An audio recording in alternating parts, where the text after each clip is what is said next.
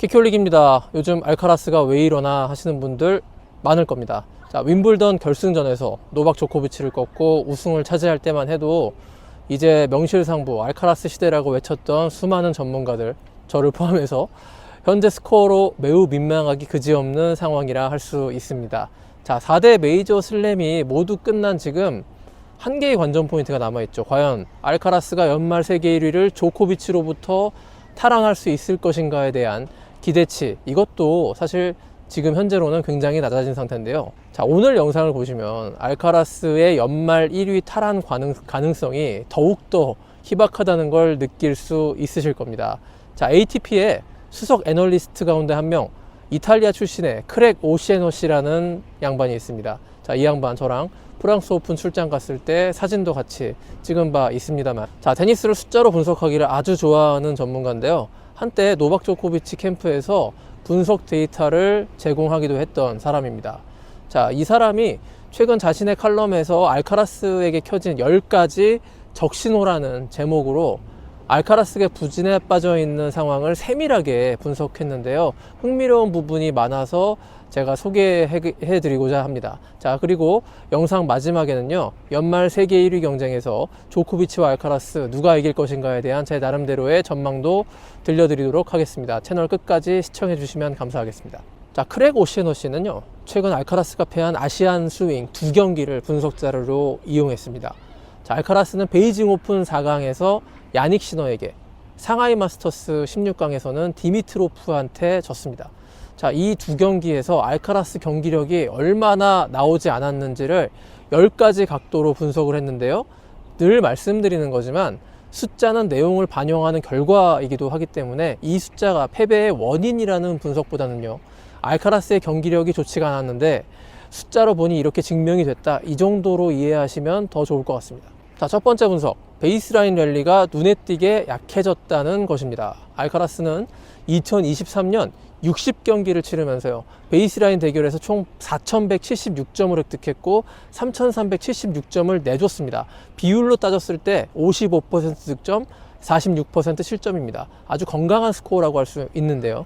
근데 아시안 스윙에서 알카라스는 2명에게 111점을 획득하고 123점을 평균으로 내줬습니다. 자, 알카라스 하면 베이스라인 랠리의 최강자라고 할 수 있는데요. 여기서 밀렸다는 것은 충격적인 결과이기도 했습니다.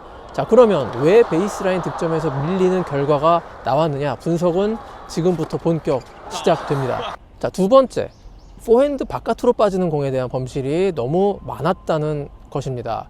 코트를요, A, B, C, D 이렇게 네 군데로 나눴을 때 A 지점에서 알카라스의 포핸드 범실은 28개가 나왔습니다. B, C, D의 에러 개수와 비교해 보면 확연히 많은데요. 9개, 3개, 8개였습니다. 자, 물론 A 지점이 에러가 다량 발생하는 지점일 수밖에 없습니다. 왜냐하면 가장 많은 수의 포핸드를 그 지점에서 때리기 때문이죠. A 지점이 실제로 알카라스가 범실도 많지만 위너도 가장 많이 획득하는 곳입니다. 다만 시너와 디미트로프전에서 알카라스는 위너가 겨우 이 지점에서 6개밖에 나오지 않았습니다. 그 A 지점에서요. 다시 총량 분석과 비교를 해보면요, 2023년 60번의 경기에서 알카라스는 A 지점 232개의 위너를 날리면서 가장 많은 위너를 기록했습니다. 자, 확실히 지난 2번의 경기에서 알카라스가 좋지 않았다는 결론이 가능해집니다.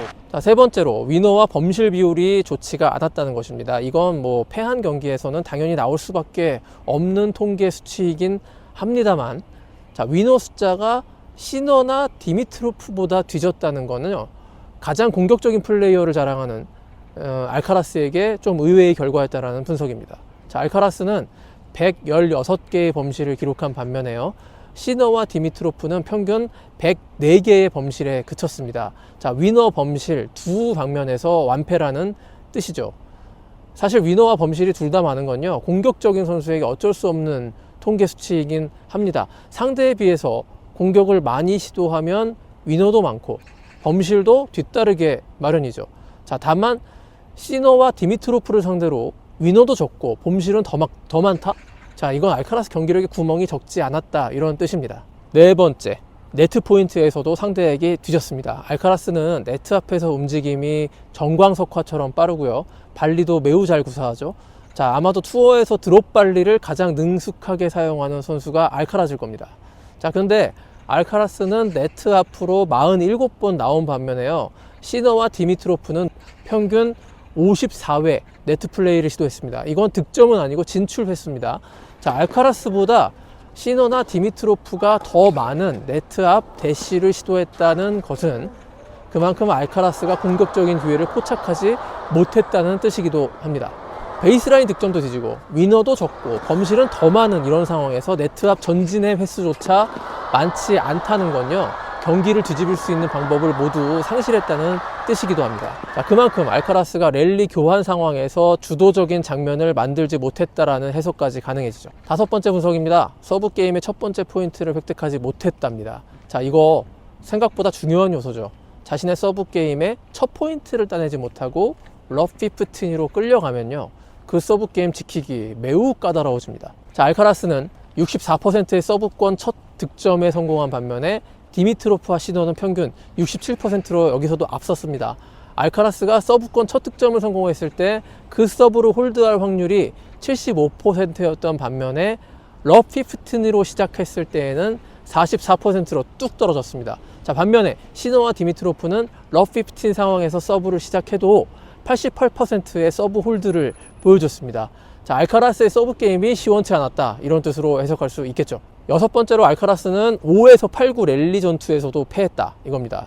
자, 0에서 4구 랠리도 86대 90으로 뒤졌는데 중랠리인 5에서 8구 랠리에서 31대 46으로 완전히 벌어졌습니다.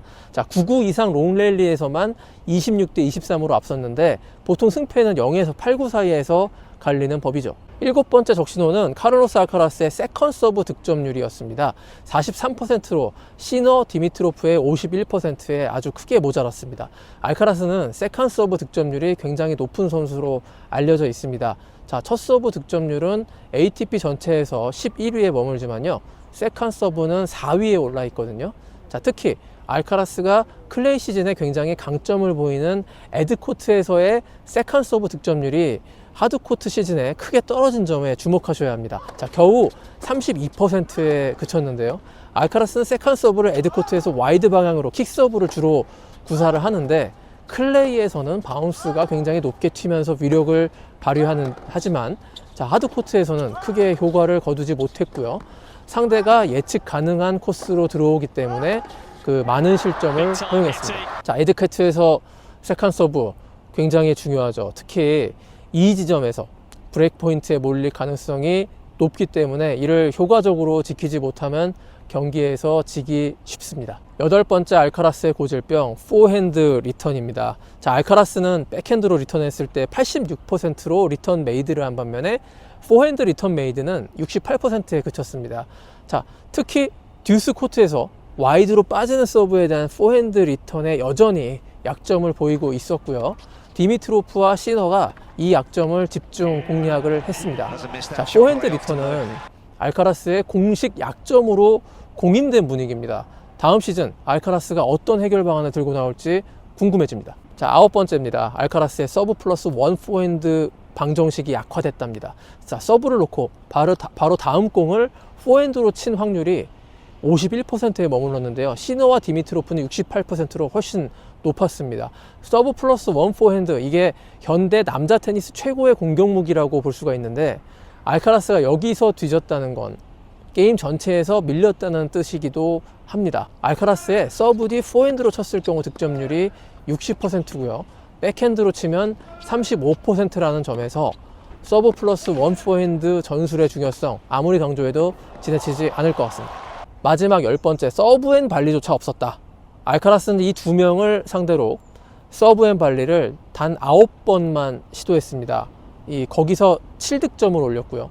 자, 이렇게 베이스라인 대결에서 밀리고 서브 플러스 원 포핸드가 안 되는 상황에서 알카라스에게 필요한 플랜 B 전략은 서브 앤 발리가 아니었을까요? 근데 이마저도 시도 자체를 거의 하지 못했다는 것이니 알카라스의 서브 자신감이 많이 떨어져 있거나 네트 앞으로 전진 움직임에 확신이 없었다는 뜻일 겁니다. 크레고 시너씨는 마지막으로 이렇게 요약을 했습니다. 자, 이 10가지 적신호는 알카라스의 최근 2연패를 나타내는 지표였다. 어떤 면에서 시너와 디미트로프가 뛰어난 플레이를 구사했다고 볼 수도 있지만 알카라스의 레벨이 많이 모자란 것이 사실이다. 1년에 며칠 정도는 자신의 A게임을 펼칠 수 없는 날이 있게 마련이다. 지난 두 경기가 바로 알카라스에게 그런 날이었다고 볼 수도 있을 것이다. 하지만 시너와 알카라스는 이런 점을 잘 이용해서 올바른 전술을 사용해 승리했기 때문에 승리할 자격이 충분히 있었다. 이렇게 평가했습니다. 자, 이렇게 알카라스의 10가지 적신호에 대해서 알아봤습니다. 알고 보니 알카라스는 왼발 쪽 부상과요, 허리 근육 통증까지 있어서 이제 바젤 오픈 불참을 선언을 했습니다. 자, 앞선 10가지의 부진이 왜 나왔는지 얼핏 이해할 수 있는 상황으로 볼 수 있겠죠. 자, 그러나 알카라스의 부상은 심각한 건 아닌 걸로 알려져 있고요. 약간의 휴식을 취한 뒤 파리 마스터스와 ATP 투어 파이널스에 출전을 한다면 조코비치와 다시금 연말 세계 랭킹 1위 경쟁을 벌일 수 있을 것입니다. 현재 조코비치 세계 랭킹 포인트는 11,045점, 알카라스는 8,805점으로 벌어져 있지만요. 작년에 조코비치가 하반기에 엄청난 퍼포먼스를 보이면서 연속 우승을 차지했기 때문에 이 격차는 사실은 그렇게까지 크다고 볼 수는 없습니다. 자, 작년 랭킹 점수가 빠지거나 더 이상 올라갈 것이 없기 때문에 저 알카라스가 남은 두 큰 대회에서 점수를 많이 획득을 한다면 역전도 가능한 시나리오입니다. 자, 알카라스는 작년 파리 마스터스에서 16강 탈락을 했고요. 조코비치는 준우승을 차지했습니다. 투어 파이널스는 알카라스가 아예 결장을 해버렸고 조코비치는 우승했기 때문에 알카라스가 이 두 대회에서 연속 우승을 차지하고 조코비치가 부진하면 역전은 가능합니다. 하지만 지금 알카라스의 페이스와 조코비치의 최근 폼을 고려해 봤을 때 조코비치가 파리 마스터스에서 초반 광탈을 하거나 투어 파이널스 라운드 로빈을 3전 전패로 탈락할 가능성은 매우 희박해 보입니다. 자, 이 연말 1위 싸움은 알카라스가 아시안 스윙을 망쳐버리는 바람에 사실상 결정이 났다고 보는 편이 사실에 가까울 것 같습니다. 이로써 조코비치는 아마도 후대에 다시는 깨기 어려울 통산 8번째 연말 세계 랭킹 1위라는 기록을 세울 것이 유력합니다. 자, 그의 뒤를 이은 기록 2위가 6번의 샘프러스, 5번의 페더러, 나달입니다. 자, 이 3명의 레전드와 격차를 확 벌릴 수 있는 또 하나의 기록 탄생이 눈앞에 다가온 것인데요. 36살의 나이에 4대 메이저 대회 결승에 모두 오르고 그 가운데 3번의 우승을 차지했고요. 연말 1위까지 달성한 2023 시즌은 아마도 조코비치의 최전성기로 불리는 2011년 그리고 2015년과 더불어서 조코비치의 3대 빅시즌이라고 불러도 손색이 없을 기념비적인 시간으로 기록될 것 같습니다. 그럼 키키오릭 테니스 다음 영상으로 또 찾아뵙겠습니다. 감사합니다.